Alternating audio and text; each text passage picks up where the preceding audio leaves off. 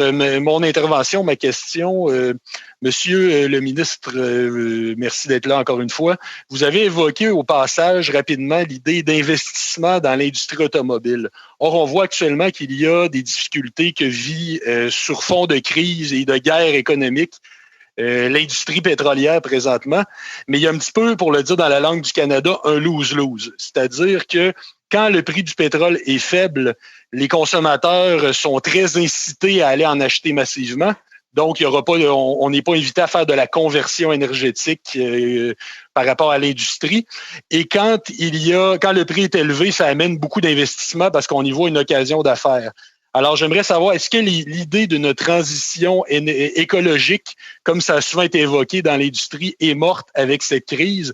Et de quelle nature seront ces investissements dans l'industrie automobile que vous avez évoqués tout à l'heure? Merci.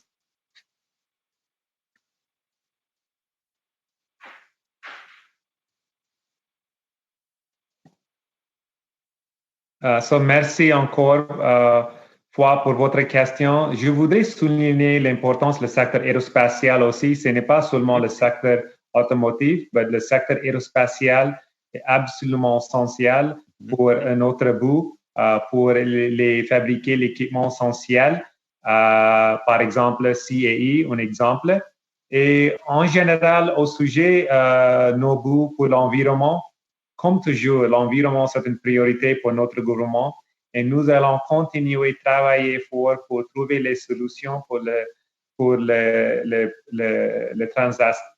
transition et nous allons obtenir nos bouts pour l'environnement pour 2030 et 2015.